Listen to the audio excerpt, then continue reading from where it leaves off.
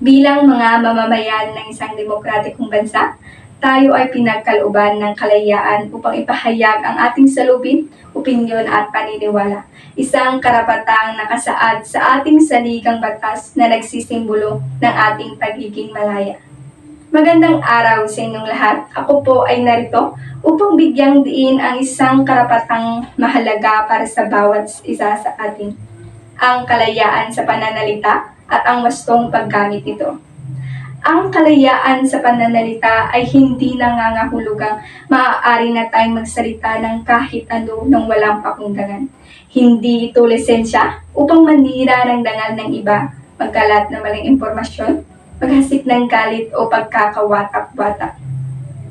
Sa panahon natin ngayon na laganap ang teknolohiya, at malayan nating naipapahayag ang ating salubin sa iba't ibang plataforma. Sa radyo, telebisyon o sa social media, isang click lang pwede ka nang magpahayag sa libu-libong tao. At sa isang simpleng post na puno ng maling impormasyon ay maaaring magdulot ng malaking epekto sa opinyon ng publiko.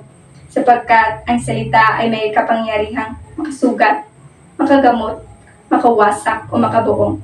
Kaya't mga kababayan ko, gamitin natin ang ating tinig upang itaguyod ang tama. Magsalita tayo para sa hustisya, kapayapaan at pagkapantay-pantay.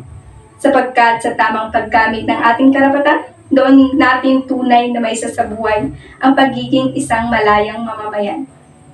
Sa huli, ang tunay na kalayaan ay hindi lamang tungkol sa kung anong gusto mong sabihin, kundi kung paano mo ito'y sinasabi na may paggalang, may pananagutan, may malasakit sa kapwa.